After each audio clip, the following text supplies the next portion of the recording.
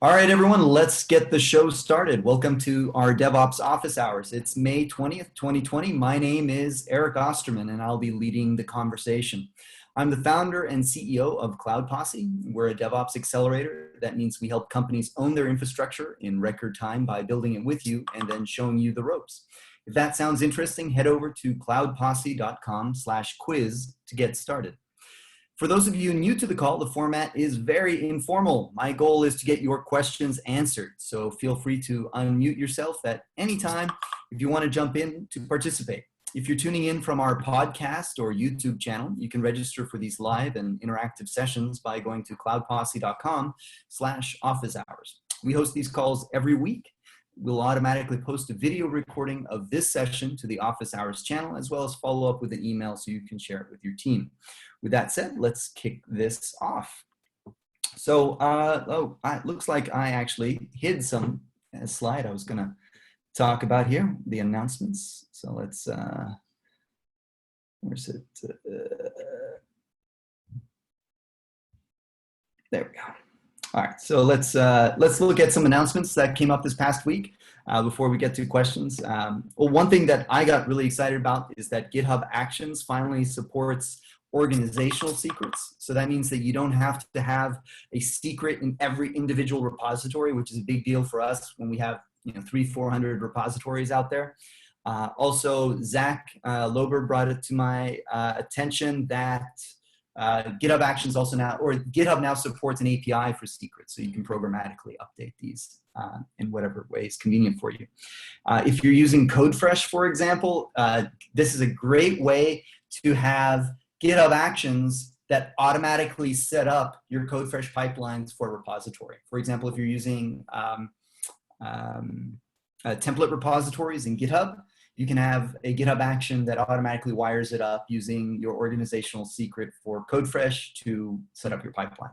I'm sure that same pattern can now be extended to Circle CI or Jenkins or any other system that you want to do that with.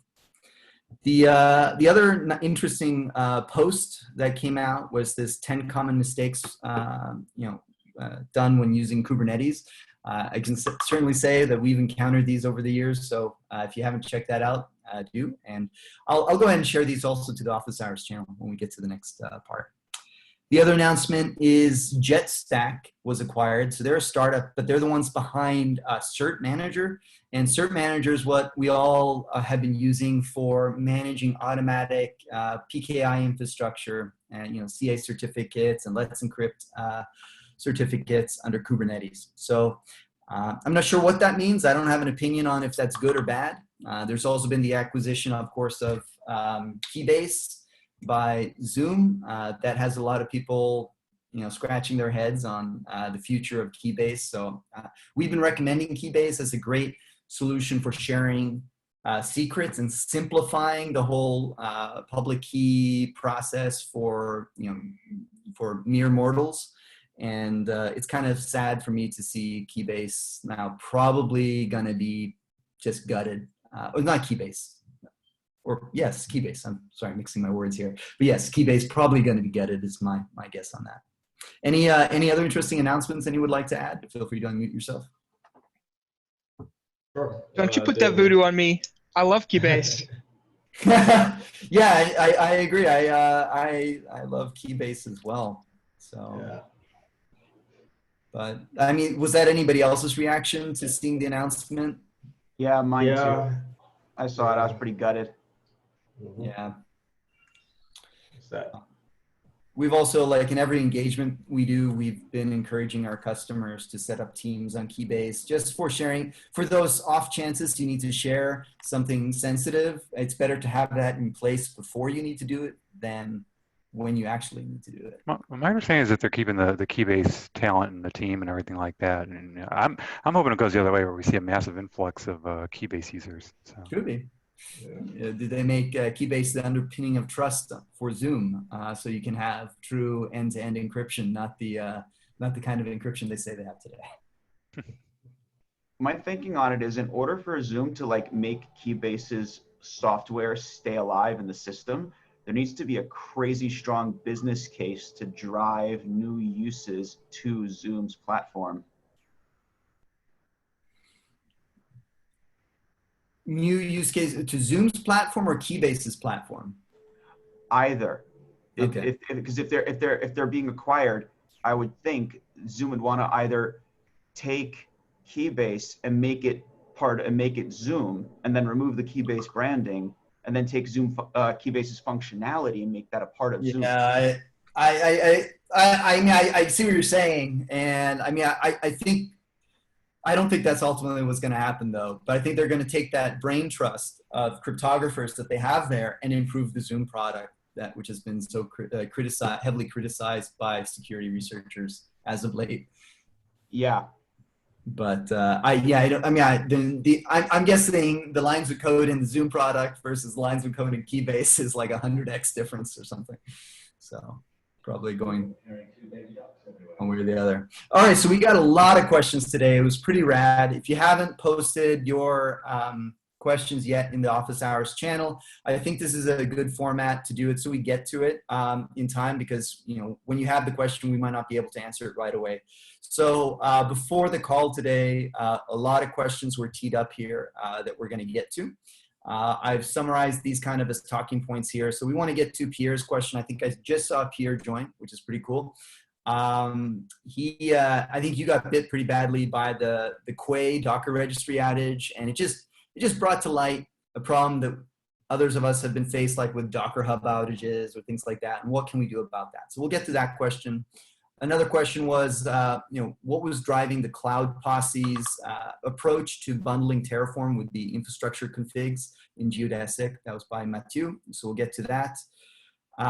Another one also by Mathieu is how to version control configs and secrets that are tightly coupled to your release engineering pipelines. Great question. We actually have some other information on that I'm going to link to. We have a question on, what do you think about managing stateful systems via container orchestration, blipping on the assess the latest technology radar? So I haven't looked into this too far, but the technology radar is put out by somebody tell me, I forget the company off the top of my head, but yeah, and I guess this just changed status there. And the last question was, when and where to use monochart, and what are some alternative patterns that give us some of the benefits of what we've talked about monochart. And I'll give a better intro on that when we get to it. So, I think this is going to take us through most of the hour today. So let's just get started with the first one here. So Pierre, you're on the call? Yeah, I'm here. Hi. Cool. So what actually has happened, like this would not have blown up as much in my face if I would not have drained my notes every hour. So basically I had the idea that it would be nice to see how the cluster would perform if I would rotate my nodes every hour. Like every hour I put a node out and add a new one, just to have some basic rotation and see how it works. Like I've never done it, works very well. But what are you using to do that, by the way? Are you using an operator for that, or you just wrote something? Okay. No, just shells, like kubectl drain, and then it just pops up a new one with auto-scaling. But you're doing that at the system CTL level, kind of, and the system D, or how did you orchestrate it? Oh no, you have a kubectl drain. Which I know, but what are you running that, or somebody else running that? Oh no, GitLab CI. Oh, okay, that makes sense. Yeah. So cron job and GitLab CI, draining Correct. one node at random. So first of all, I wouldn't shoot yourself. Like, yes, you shot yourself in the foot with this, and yeah, maybe you did that on the wrong cluster. However, you achieved exactly the reason you started to do it, right? Which is, so I think 100%. that is beautiful, right? Right. Yeah. Right. Big learning. Like nothing bad happened. It actually was a dev cluster, so it just was like a bit of a headache because I was super confused why things weren't working and why I had a bunch of alerts. Like, oh yeah, this is not running, and I was like, what the fuck is going on? Yeah. Until I actually looked into the monitoring where, and oh yeah, okay, this kind of makes sense now. But yeah, in the end, caching or like Nexus repository would have worked, but node level caching would not have, for example. So no, it's interesting. So my first, because I think we've all, any of us running Kubernetes for a while, I think have been burned on this one weird level where I thought this came up nicely recently was at a meetup I was at. Brian Ty, who's also on the call, had a talking point at West Los Angeles DevOps when the Docker Hub had this outage, and they got burned by it. They posted a few solutions. Brian, do you want to talk any more about that, or should I paraphrase it? Or it was Corey that got burned by it. oh, Corey, yeah. Yeah, but actually we actually use Quay, so we got burned yesterday by it. Which for us it was okay, just because we already had all our images cached on our cluster. So nor did we do any deployments on the off chance that a single node didn't have a specific image. And nor were you automatically draining, as Pierre was. No, we weren't. We were just basically like, okay, we just don't do anything. Just leave the cluster as is, and we should be good. We actually didn't anticipate the outage to be that long either, though. How long was it? 18, 19 hours, 19 hours. Wow. Basically all I mean, day. so I guess the discussion here isn't, should we use Quay? It's should we use a big centralized, I mean, it's the same kind of, argument as using NPM or using Docker Hub or whatever. It's just this huge centralized thing that everything touches.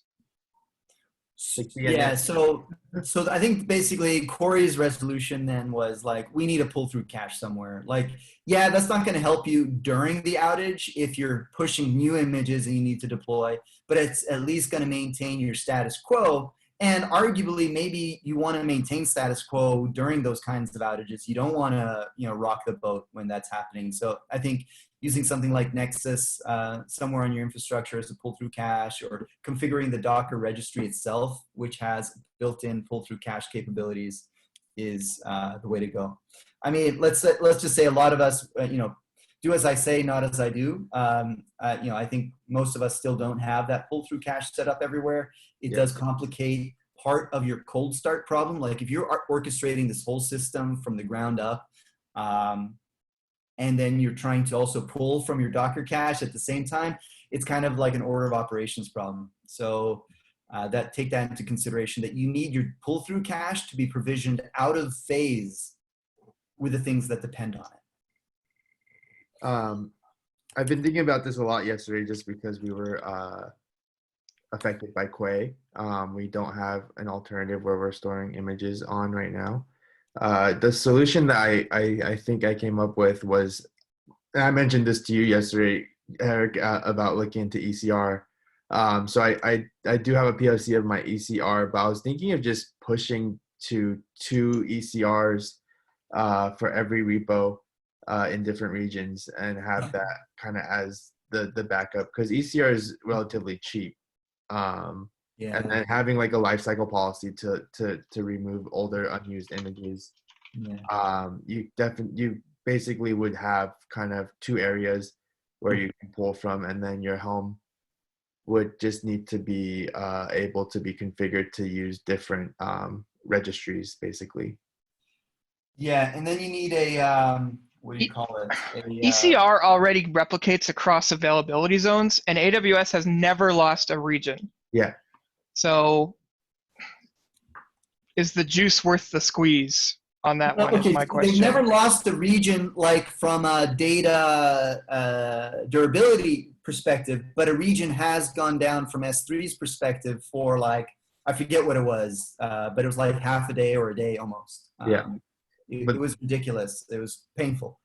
And then because S3 is the control plane of like RDS is leveraged by RDS backups, EBS snapshots, and like a half dozen other services on AWS, it caused a cascading failure in the entire EUS East region or something like that. I forget when that was. It was 5 years ago. I remember that. But I mean, CloudFront too, the CDN. So that stops working. So Brian, on the ECR thing, what I would do then is also leverage the admission controller in Kubernetes so that you don't allow third-party images. Mm-hmm. And that way you can rest assured that there isn't that one image that slipped through the code review process and is pulling from a third-party registry that could go down. Anybody have a link handy on doing that? This came up in office hours like a week or two ago. Somebody using the admission controller for this purpose. Was that you, Andrew? Or? Yeah, using OPA. Yeah. You can use, yeah, open policy agent, right? Yep. Yeah, I mean, that would be the way I would do it. We all need OPA, it seems. Yeah. So Pierre, do you think we got your question pretty well covered there? Yeah, I just wanted to talk about it anyways. Yeah, but yeah. No, it was a great talking point because I'm sure, like Brian said, even he was bit by that this week. So. Right. I think you'll, if you're hosting AWS, you'll probably get better network latency as well for pushing pulling images. I definitely with Quay, I've noticed it being pretty slow. It's just obviously there's work to be done to do a migration like that from Quay to ECR, although not terribly difficult. Still work, but yeah. I'm just curious if somebody's like whipped up some hack around using ECR as a pull-through cache, but I don't see any solution. I looked into it yesterday. It doesn't seem like, it seems like you do need to do some custom work to, like, it's not turnkey to do something for ECR as a pull-through cache, but like if you wanted to, you can use the Docker Hub as a pull-through cache. Oh, you can? You can use Docker Hub itself as a pull-through cache? I believe so. Because I know you can use the Docker registry used by Docker Hub as a pull-through cache. Yeah, that's what I mean. Oh, okay, gotcha. Then that makes sense, yeah. Okay. All right, so let's see, next question. So this was by Matthew. You're also on the call, right? Yep, I'm here. Sweet.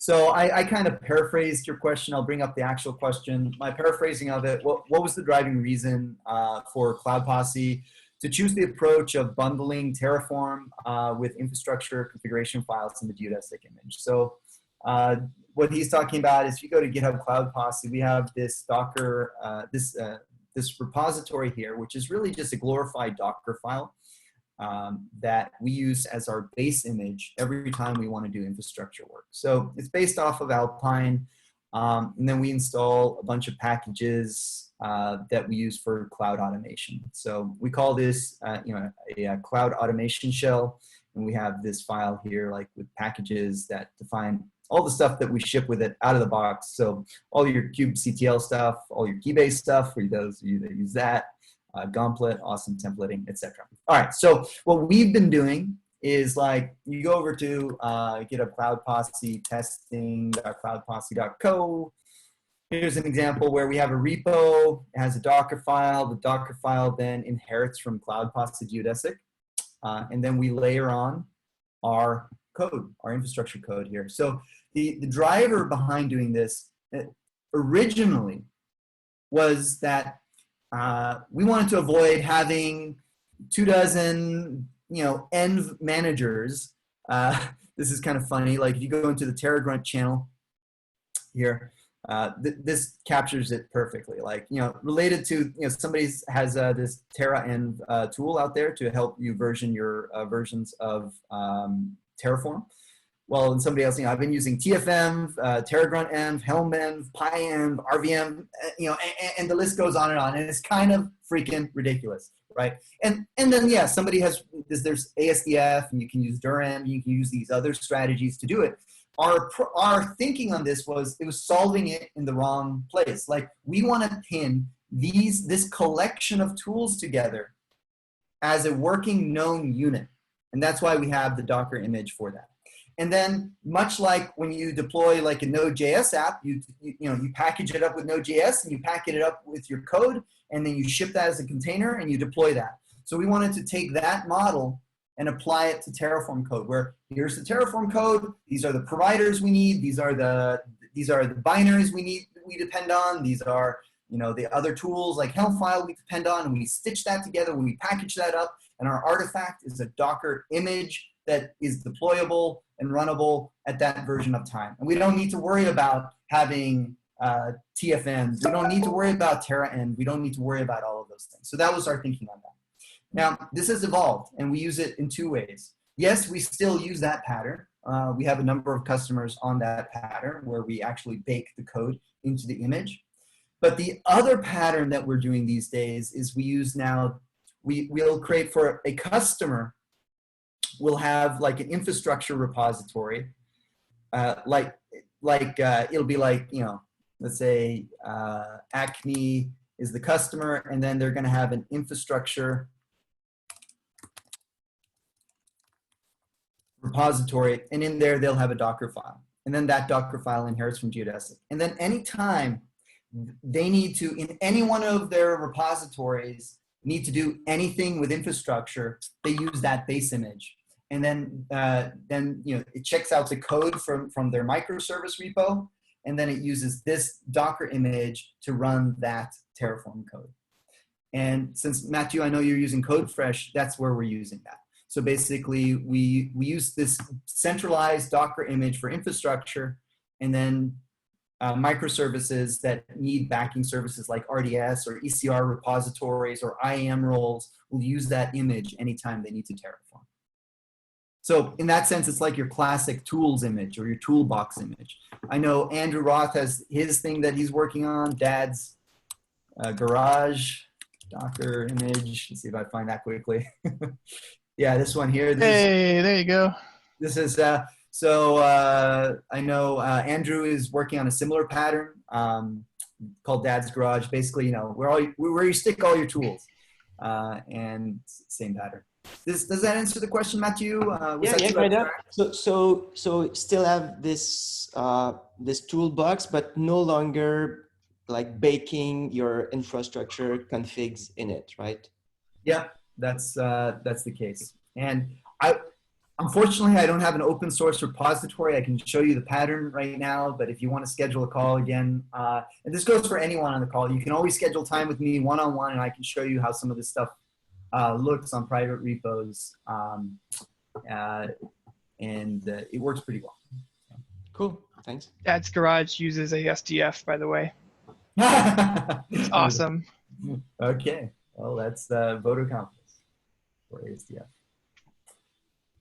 And yeah, just like this has been foundational to our whole approach at Cloud Posse, and it's not mutually exclusive with other things. Like if you use ASDF, that's fine. If you use TerraGrunt, that's fine. I mean, we ship TerraGrunt and Geodesic. The idea is to use a tools image for it. The idea is you don't want one image per tool, because then you're adding all this complexity to your pipelines of running images. And instead, you could just simplify that by baking it into an image with all the tools you depend on and testing that unit for deployability or provisioning or things like that. But in that case, you wouldn't need multiple such toolboxes, because what my understanding is that when you had multiple clusters with different Terraform configs in them, you would have different Docker images for each one. But with that other approach, you would have only one that's good for all, and it would work. It's good for all, but you never know if it's a known working combination of all those tools, right? Mm-hmm. So testing that is also complicated. So we've gone back and forth, but right. So we used to be more strict. Like one environment has its Docker image with the tools pinned there, and that adds tremendous stability, but it puts the burden on you to keep things up to date. So we've taken a different approach now, where we're centralizing the image for all environments, and instead forcing environments to be updated, to not merge pull requests until all environments pass that Terraform test. So it means pull requests remain open for longer, but it means no change is left behind. And I really like that idea that environments don't drift as a result of that by running really old versions of tools. So I guess my point is version pinning is good until you're using version pinning across environments and it leads to staleness and you don't have a process in place to keep that stuff up to date. All right, because that's what I'm doing. I'm for the different pipelines, I'm kind of baking the version of the image in the pipeline so that it's versioned along with it. So if we, that's part of the next question that that I asked, how we can make sure that all the config, the variables for our different CI/CD pipelines are versioned correctly through time. And if we need to roll back to a previous version of the pipeline, that everything goes along with it. So what I'm doing right now is really to bake the version of the toolbox container in the pipeline so that it gets versioned with it, instead of storing it globally in code trash variables, and that it could break if some other pipeline has different dependencies. And so I mean, don't get me started. There's a lot of things in there I would love to talk about that you brought up. But to answer the first thing though, and you see my screen here, everyone, right? Which is how to version control configs and secrets that are tightly coupled with pipelines. And this is one of these constantly reoccurring themes and questions that come up. And I think it's great. It's not, I'm not saying discounting this, that, we've already answered this, because I think it's great to revisit this question, and maybe somebody will finally have answered it and come up with a solution for it. I do want to just point everyone's attention to our forum here at ask.suiteops.com, where this question was posted, I forget by who, was posted relatively recently, and there's some discussion around this. So the question was, it was kind of a sanity check, right? Like, look, I'm doing this, poke holes in it, tell me what you like or don't like about it. And, in this case, let me paraphrase, mostly out of just off the top of my head, that they're using encrypted secrets in Git with something like SOPs. They might have been using Ansible mechanisms for that, but let's just say it's encrypted secrets in Git with SOPs. And then, the nice thing about that is then that's versioned along with your code, and it goes out with your code, and it's, when you roll back, you go back to the previous secret, and we're living in a perfect world, or not. So there are a lot of problems with this approach, and I kind of list my problems with this here. It looks like I also linked to another recent office hours that we had where we talked about the same thing. So I'm going to link to this for further research, and then talk about it quickly here. Where is SuiteOps office hours? And here's that post. So the problem with, so are you thinking encrypted secrets is one of your solutions? I don't want to answer something that you weren't even thinking. I realize, so you're not necessarily proposing any solutions, you're just saying here are the problems. So here are the problems that I see with rolling back secrets as a general pattern with your deployments. Like, in a perfect world, it seems like you want your secrets to go out with your code, and when you roll it back, you want your secrets to go back with your code. But as a general pattern, that fails, because the problem is, like, what if you want to rotate like your database secret, and you do that as a deployment as part of your thing? And you also have to couple that with changing the secret or provisioning another user under your RDS to work with that. And well, the chances are, if you roll back to the previous secret, that's been invalidated. It doesn't even work. Or, so you have to take, so that's why I think doing this automatically for everything, maybe you have two classes of secrets. Maybe there's secrets that you can safely always roll back on, but I don't know when that rule comes up. So we are still struggling with this. Our typical strategy is we deploy secret changes out of phase with application changes. But if you're deploying a new feature that depends on a secret that's also new, those are considerations to fit into your workflow. And the more complicated your rollouts, the longer you wait between these rollouts, the greater the chance of secrets getting forgotten in your process if you haven't codified that in your pipelines. Eric, this is Jay talking. Yeah. Well, you were talking about this version control deployment. I was a release engineer at automatic data processing. So they manage large scale of client. When I talk about client, like one client can be GM, another client can be IBM. So I had to manage a lot of clients, those configuration files at once. With secrets in them. So these are with sensitive values in them. So not just configs, but also secrets. Yes, so it's very sensitive. So when you talk about try to automate or centralize like source control of those configuration files, actually, I think it's big downside that as engineer we have to consider. So at ADP, I don't think they can afford to automate that part. So it's always manual. So I have to do that manually, and I write a little script, wrapper script, just auto run it. Then that's it. So I keep that local and a secret, and it does not make any sense to centralize that part. And like a client like USAA and Raytheon, no, they don't want this happen. Like they tell ADP, no, you got to have my data in US. You got to have my configuration file in the certain like a virtual server, just one talent. So I think maybe over talking about this like centralized control is overkill for certain business in large scale.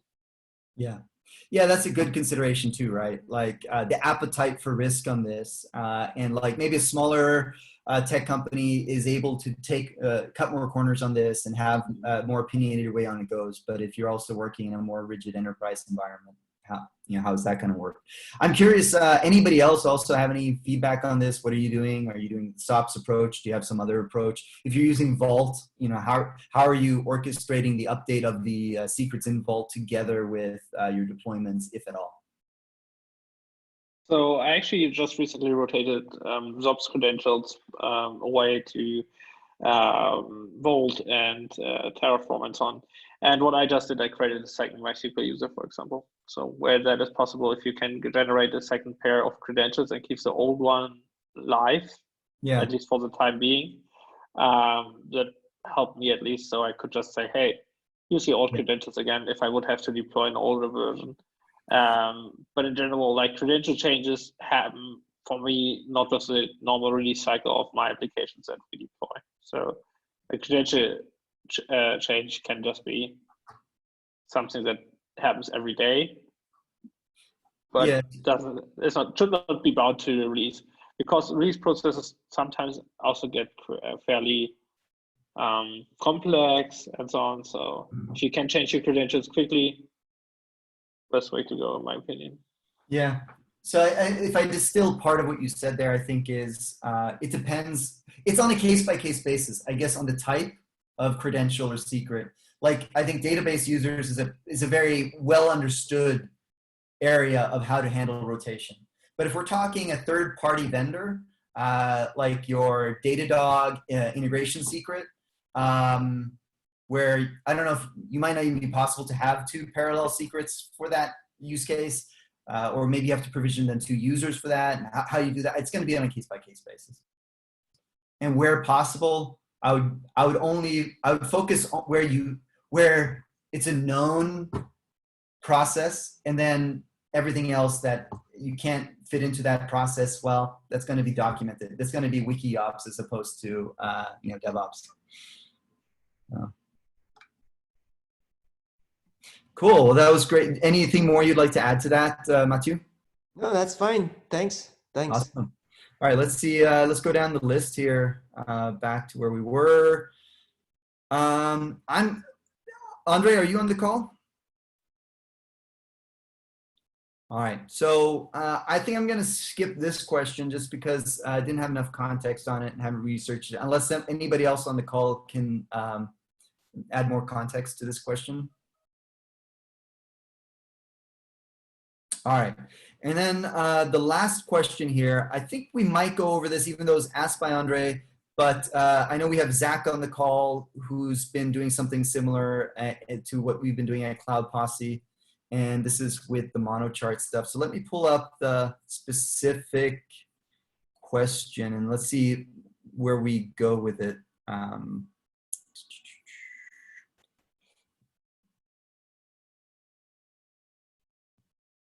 Yeah, so this was a long one here. I'm not going to read the whole question.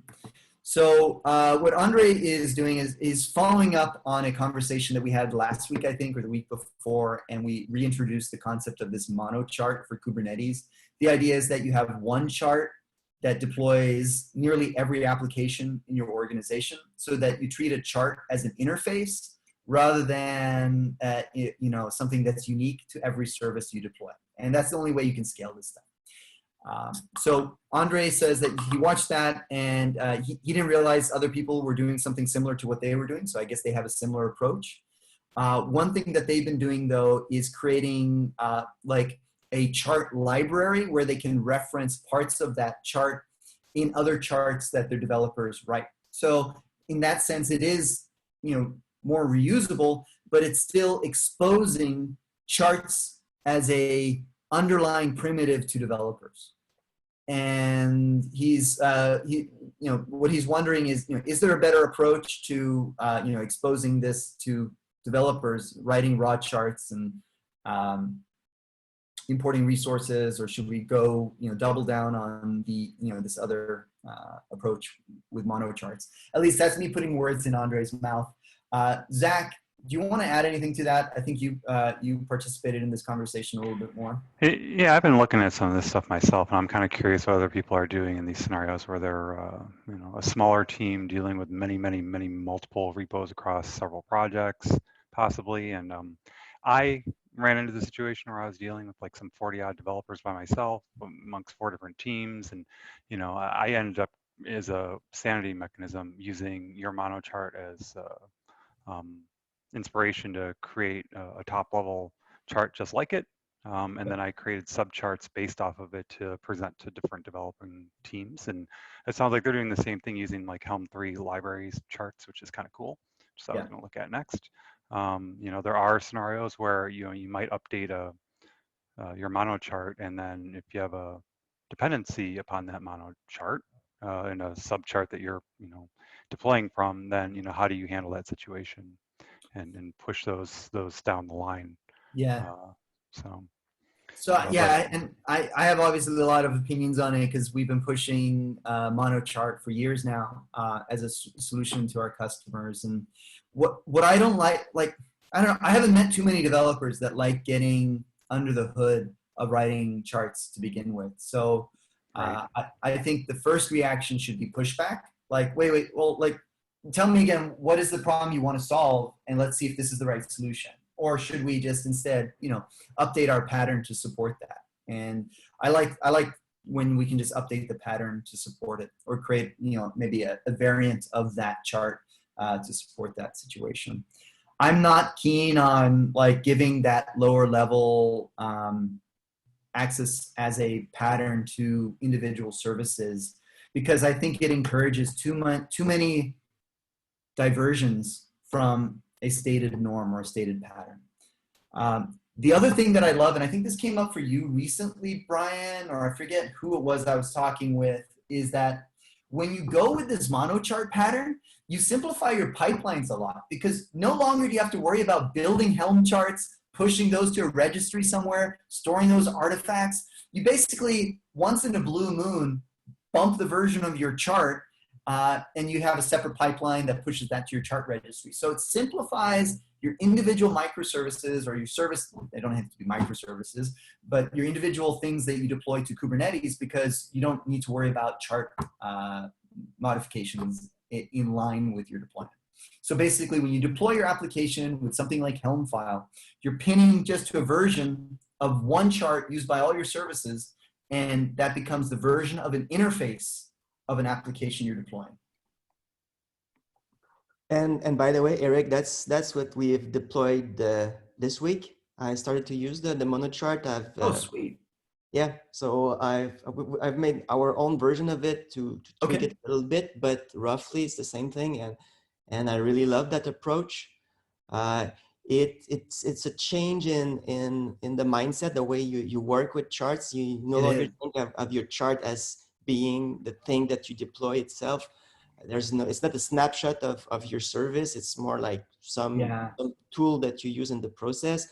I like to think of it like really a product that you deploy out there. Now it's a tool that you can use to deploy services, and it has an interface, and I like the fact that you can pin the version that you're using, so you're not breaking all the different deployments that are using it. They can all have their own version of that chart. And you can decide to upgrade each service to the latest version of the chart on a per service basis. So I really like that. Yeah, it doesn't force upgrades at all. Yeah. Yeah, and I did create a pipeline for the monochart itself, so that whenever I change it, it builds it and deploys it.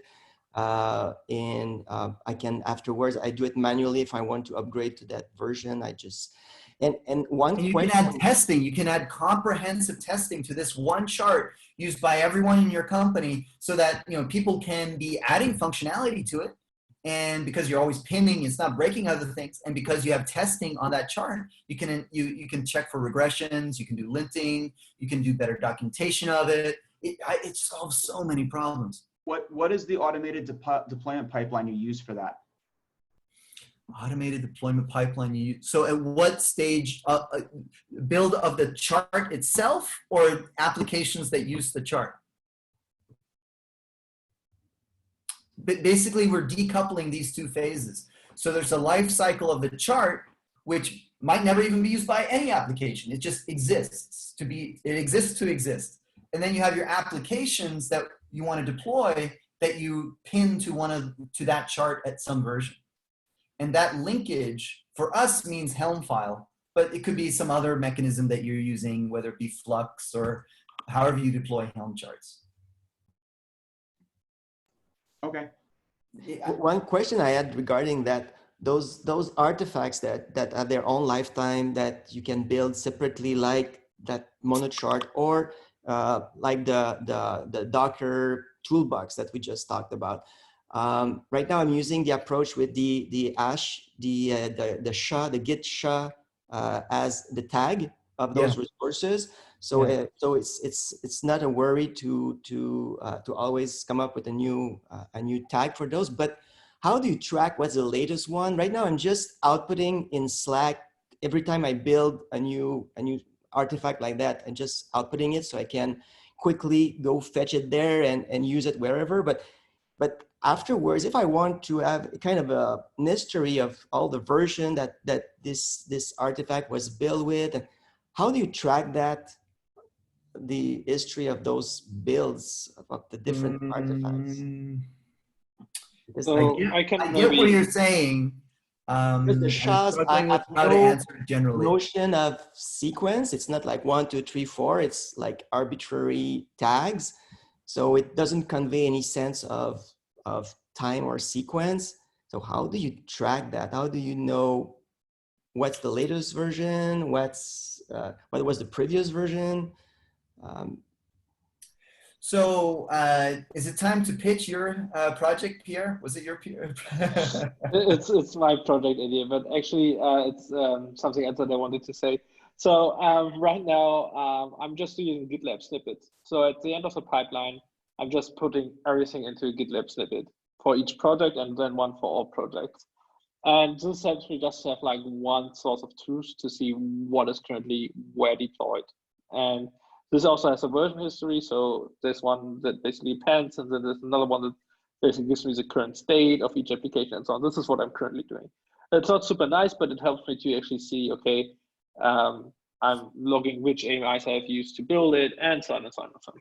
So I have it in a separate file. I could also put it into CI logs, but I found it to be hard to always find the currently deployed version in each environment. So I'm just making like one dedicated place. There you go, and then there you all have the data. But it's not only about like external dependencies like package managers, but also like what Helm version has been used to deploy it, and so on. Like all these system relevant information that might be handy, like what kubectl version, and so on. All that goes in there. It's just like a big messy file right now. And that's how I keep track of it. So if I would, my monochart stuff would be in there as well. So which chart I have used. For me, I do charts differently. I have them in the Git repository, and just to have upgrade into the normal path. so I cannot talk too much about it.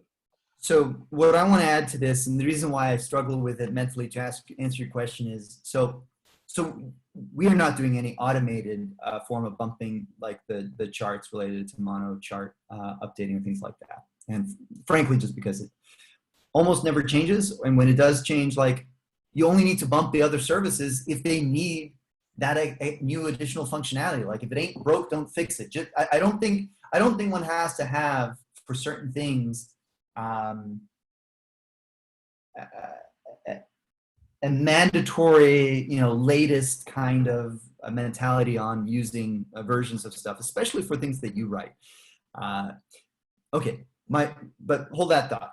So the pattern I like that I think a lot of us are aware of, I love the Dependabot pattern, right? Where Dependabot knows a few specific kinds of formats, right? Like, so it understands Docker files, it understands Terraform modules, it understands NPM, packages, it understands all these other things, and it can automatically open your PRs for that. The reason why I struggle to answer your question is that, you're going to have a custom format for how this is described in your organization, which isn't the same way that it's described in our organization. Ultimately, we have it in code somewhere. Maybe we're using Helm file, maybe we're using Flux, maybe we're using something like that. But what I would love is like a generalized way of understanding versions of whatever format we use, so that we can have software that automatically opens a pull request against that software because it knows what the authoritative source is for this chart. It knows what the authoritative source is for this Docker image. It knows what the authoritative source is for this Helm file. And then we can automatically open PRs that then go through our whole testing process to validate that, yeah, if we bump these versions, it's going to be tested and it works and we're happy with it. So the closest thing to that is a project by Mumoshu, who always comes up in almost every call, one of his projects. And he has a project called Mod. I guess it's under his other organization, which is called Variant Dev. And Mod does what I describe, but I can't speak from personal experience using it yet. We haven't been able to, we haven't had a opportunity to invest in doing it. But what it does is it allows you to, it provide a generalized DSL for describing your dependencies, what is the authoritative source of that, what semver scheme, for picking the version you want, and then it can take some action for you when that thing changes. And not only that, it will open a freaking PR for you with those changes. So if you can describe where to get these version differences, this is the tool to get you there. Might not be the way you were thinking about it, but this is where I would start looking at doing it. Great. Make sure to copy that URL in the Slack. Yeah. That and the previous one too, please. I already forgot. What was the previous one? Another one to look at is there's an app on the GitHub marketplace called Renovate. Renovate. Is Renovate like Dependabot? Yeah. So Dependabot was the previous one. So there's Mod, and what was the previous thing I mentioned? Refresh my memory. Sorry. It was Dependabot. Oh, Dependabot. Thank you. No, Yeah. I put it in there. It's there. You put it in there. Okay, yeah. Dependabot was the other one. So Dependabot, I'll just show you a quick example, just like because we have it going here under Cloud Posse Geodesic.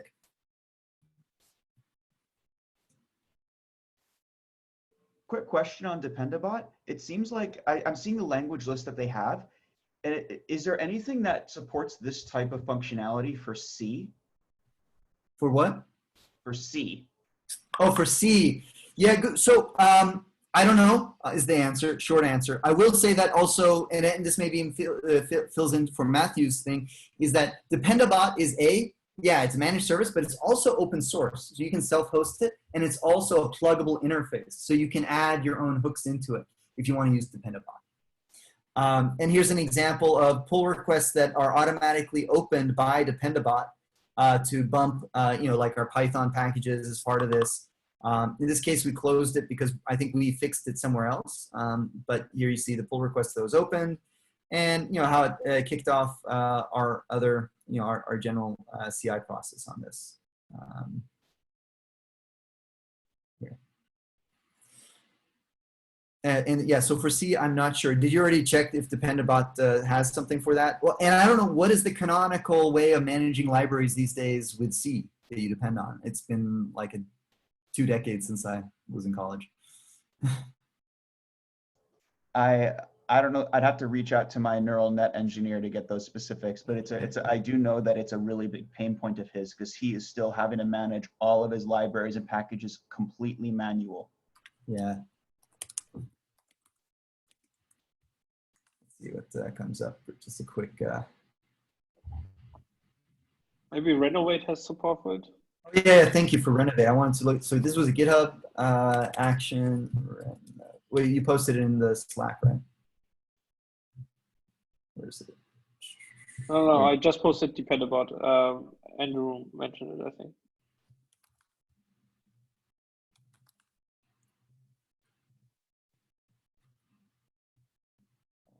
I will try. It's not an action. It's an app. Oh, okay, gotcha. And okay, so like for an example, open up the Helm Git plugins repo. They use it.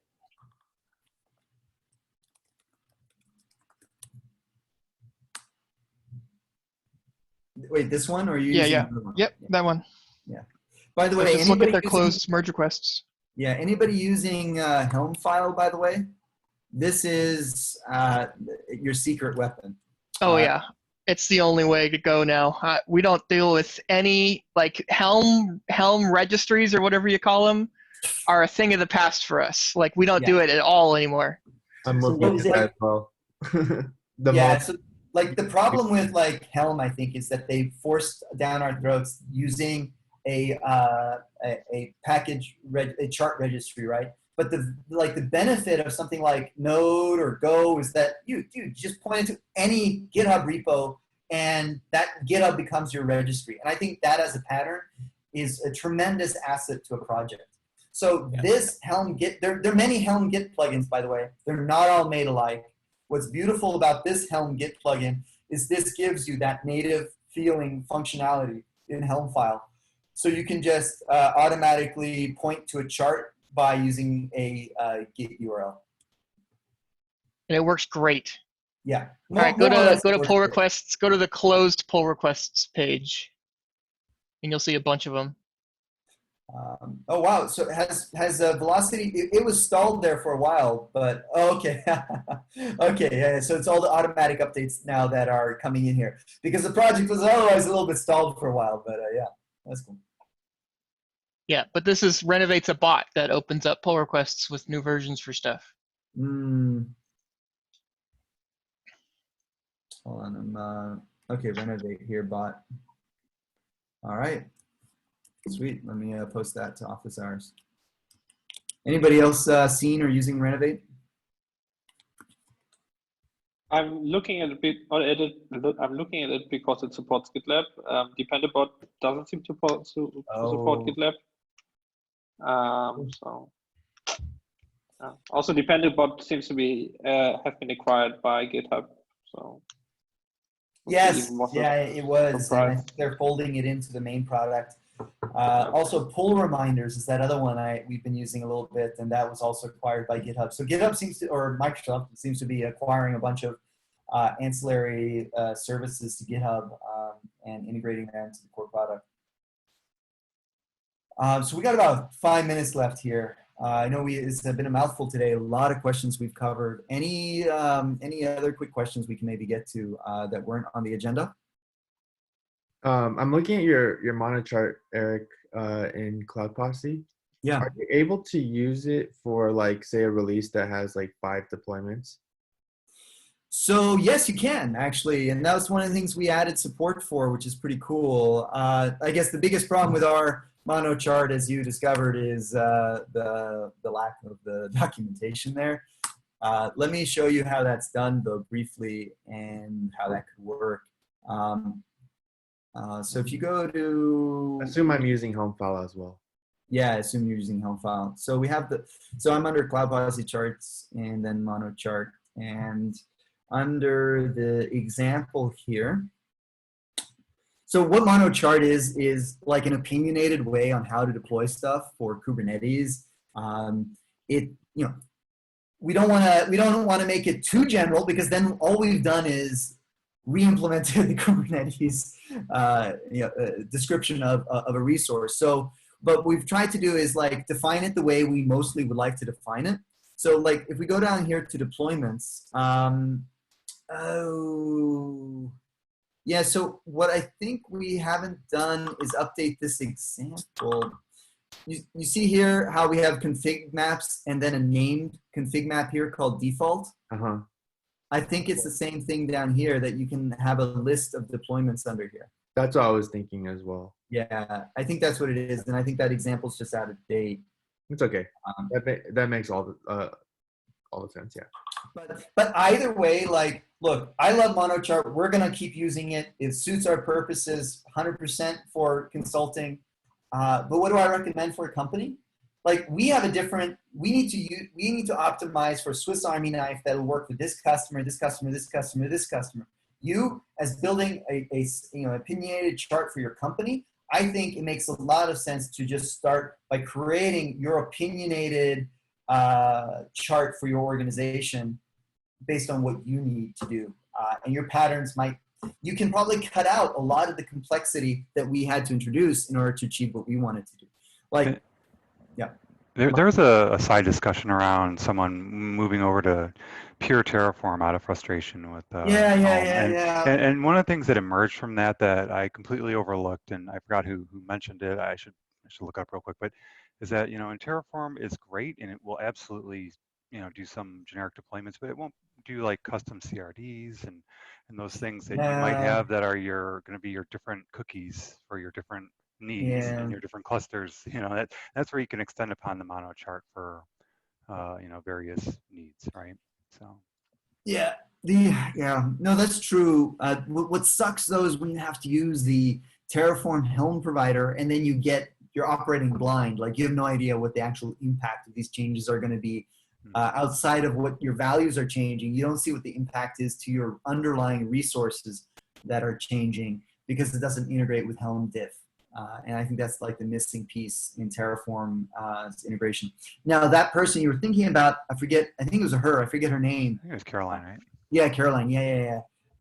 She was talking about using the raw Terraform resources for Kubernetes, and then you get those diffs and it looks pretty nice. And as you said, that's surprising, actually. I forgot that Terraform's Kubernetes provider does not support arbitrary resources. It's only like the named specific built-in resources there.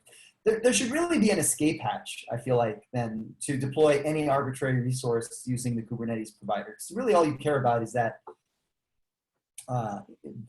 it managing your Kubernetes identity, or like the connection information. Anyway, it's just another case for using a mono chart kind of layout. It serves that purpose very well. So yeah. So I'm looking here. Just wanted to double check if deployment enabled. It looks like we do not have an iterator on this one, though. So, like, if you need to have 5 deployments under your chart, I don't think we implemented it there. Where we have implemented it is like we had to have a lot of jobs running. So here we have an iterator for jobs. Nice. Yeah. So, you might, if you want to fork it, contribute that back, I think we'll accept that. If you just want to diverge, I get it. I think to your point of like you guys specifically needing like a single Swiss Army knife chart, like a single mono chart, I think makes a lot of sense. from my point of view, for my company at least, like we have services that are built in, 3 different ways. Services that use this language, this backend, your store. And so for us, like what makes sense will be 3 monocharts or 3 generic Exactly. That's what you want to do. Fit those purposes, and that's kind of what I'm thinking about doing. That's what you should do. I agree. Because you don't need the complexity. You don't need to introduce that complexity. You don't need to push that complexity into the chart to support those variations. Exactly. The other thing I just like, just to get people's mind thinking on this, what I liked about it, and I apologize if you hear a lot of background noise all of a sudden here, is what you can do is have opinions on like using, I don't know what to say. Like you want your apps to have monitoring, you want your apps to have dashboards, you want your apps to have SLIs and SLOs. This is the beautiful thing, is that you can put that into your chart and expose just a very simple DSL in the YAML for defining that for your developers. So you can enforce that everything has a Prometheus rule for how it gets monitored. Everything has, what's an example here? I think we have a pull request open for the SLI, SLO here. No, we don't have it open in this repo. But I was going to show you how you could have your apps then deploy your KPIs alongside your application, which I think is a beautiful pattern. What we ended up going with was opinionated Helm files, very similar to how you do your Terraform root modules. And then you'd use the monochart, to create an opinionated app deployment of something like, if this is a repeatable, Spring Boot application or whatever, create a Helm file called, Spring Boot or something, and then use the monochart behind it. That's what we've done. Yeah, exactly. It's taking this, have an opinionated Helm chart, then have an opinionated Helm file, and then you get to the point where lastly, all you're doing is specifying env files that give the developers the easiest interface built on these layers. And because we've got a bunch of developers that are getting spun up on Kubernetes, but do not have the time or the skill sets to get deep into the weeds on Helm and stuff. And so we want to accelerate their development by just handing them this repeatable package of some kind and say, okay, here it is, here's the contract for what the different variables are, and boom, go do it. Repo templates. The perfect interface between dev and ops. You need that kind of abstraction.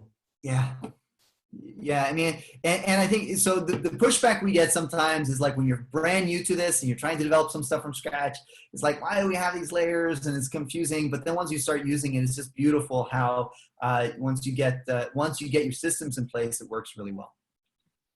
Because if you don't have that abstraction, then if at the ops level you want to deploy some change, like you were saying, like for monitoring or anything, and you want to do it like broadly, if you don't have that abstraction, then you end up having to go dig into all the team's custom charts and try to figure out to deploy that everywhere. Evaluate each one. How do I do this? Can I do it? Oh no, okay, so instead it becomes, oh, okay, this is interface 1.2.3. Okay, I just need to, update this to 1.2.5 and then add this, snippet and done. It's beautiful. Yeah. All right, well, we're at the end of the hour, guys. Sorry we went over. Thank you so much for your time today. And we will pick this up again next week. Let's see here. Let me get my last slide up here and wrap this up. So thanks everyone for sharing. I always enjoy these calls so much. A recording of this call will be posted to the Office Hours channel and syndicated to our podcast. If you go to podcast.cloudposse.com, you can listen to it on any device that you use and stay up to date on what we're talking about here. See you all next week, same time, same place. Thank you, guys. Thank you, Matthew. Thanks. Thank you very much. Thanks, everyone.